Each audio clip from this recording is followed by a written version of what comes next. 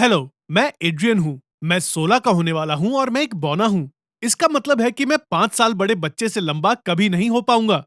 मैं आपको अपने जीवन के बारे में बताना चाहता हूँ। बौनेपन के अलग-अलग कारण हो सकते हैं।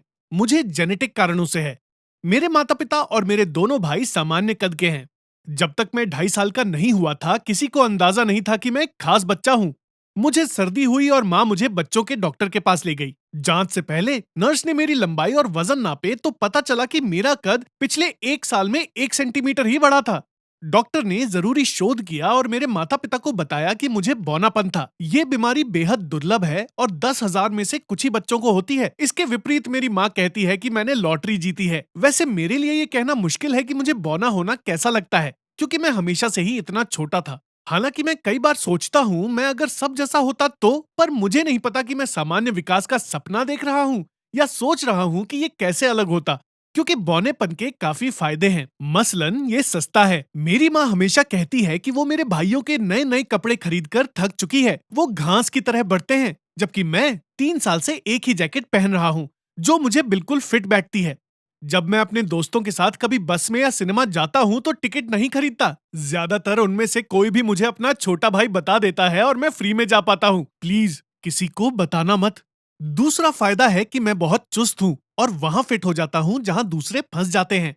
कुछ महीने पहले मैं और मेरे भाई पिछवाड़े में फुटबॉल खेल रहे थे। चाबी साथ नहीं लाए क्योंकि हम दरवाजा खुला छोड़कर आए थे, पर एक हवा के झोंके से दरवाजा बंद हो गया और हम बाहर रह गए। हमने पड़ोसियों के यहाँ से माँ को उनके काम पर कॉल करने की सोची, ये जानते हुए कि काम के बीचों बीच पूरे शहर को पार करके सिर्फ घर का दरवाजा खोलने के लिए आने पर वो कितनी नाराज होंगी। फिर मैंने देखा कि किचन की खिड़की खुली थी। हालांकि वो इतनी छोटी थी कि मेरे भाई एंथनी को यकीन था कि मैं भी उसमें फिट नहीं हो पाऊंगा। फिर भी मैं आराम से अंदर घुस गया और अगले ही मिनट अंदर से दरवाजा खोल दिया। अगर मैं कहूं कि मेरे कद के सिर्फ फायदे हैं तो ये झूठ होगा। बिल्कुल इसके कई नुकसान हैं, शायद फायदों से ज्यादा। मैं रोजाना के बुरे सपने से शुरू करता हूं। मुझे अभी भी बच्चों की कार सीट में बैठना पड़ता है। ये रोजाना का अत्याचार और शर्मिंदगी है। जब भी हम स्कूल या कहीं भी जाते हैं, मुझे इस अजीब चीज में बैठना पड़ता है और ढेरों सीट बेल्ट्स लगानी पड़ती हैं। आप सोच भी नहीं सकते कि एक 15 साल के किशोर के लिए ये कितना अपमानजनक है। मुझे ये भी बिल्कुल गलत लगता है कि मैं शानदार झूलों में नहीं बैठ सकता। मुझे मनोरंजन पार्क्स में अलग-अलग झूले, रोलर कोस्टर्स और हिंडोले बहुत पसंद हैं, जिनमें मेरे पिताजी भी नहीं बैठते। पर मेरे कद के कारण मुझे पार्क में बच्चों वाले हिस्से में झूलना पड़ता है, जहां हिंडोले की गति 3 सेंटीमीटर प्रति घंटा है और मेरे भाई खड़ी पहाड़ियों पर ऊपर नीचे हर दिशा में भाग रहे होते हैं। उन्हें बहुत मजा आता होगा। पर बौने होने का सबसे बड़ा नुकसान है लड़कियों से बात नहीं कर पाना। मैं 16 साल का होने वाला हूं और मेरे सभी दोस्त लड़कियों के साथ घूमते हैं, कुछ तो एक ही समय पर कई के साथ। पर मेरे लिए ये सब कभी संभव ही नहीं हो पाया। लड़कियां मुस्कुराती हैं और दोस्त से ज्यादा कुछ नहीं समझती। सैबरीना के साथ भी कुछ ऐसा ही था। हम दूसरी कक्षा से दोस्त थे, या यूं कहें कि सैबरीना मेरी दोस्त थी, पर मुझे उससे प्यार था। कई बार हम स्कूल प्रोजेक्ट्स पर साथ काम करते और मैंने उसे कई बार अपने मन की बात बताने की सोची भी, पर बता नहीं सका। जब हम बड़े हुए तो मुझे एहसास हुआ कि मैं उसे बहुत चाहता हूं और अब हम सिर्फ दोस्त नहीं रह सकते। साथ ही मैं उसे परेशान या अपनी दोस्ती खराब नहीं करना चाहता था। शायद मुझे इनकार का डर था। आखिर मैं उससे दूर रहने लगा और जब आमने सामने होते तो भी मैं दूसरों के सामने उसका मजाक उड़ा देता। मैं अभी भी शर्मिंदा हूं। मुझे डर था कि अगर उसे पता चला कि मैं उसे पसंद करता हूं तो वो हमारी दोस्ती खत्म कर देगी, इसलिए मैंने ही पहल कर दी।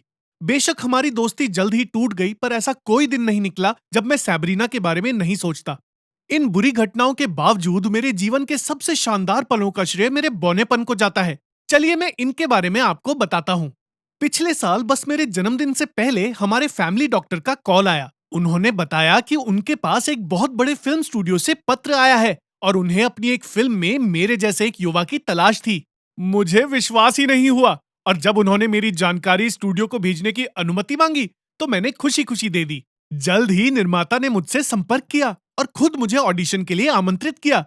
मैं बड़ाई नहीं करूंगा, पर वो हिस्सा मुझे ही मिला। भूमिका बड़ी नहीं है, पर मुझे खलनायक का किरदार निभाना है। मुझे फिल्मी दुनिया से प्यार हो गया। लाइट्स, कैमरा, सजावटें और वेशभूषाओं ने मुझे रोमांचित कर दिया था। मैं नहीं चाहता था कि ये कभी खत्म हो और खुशकिस्मती से इस फिल्म की शूटिंग के बाद मुझे कई टीवी शोज का आमंत्रण मिला।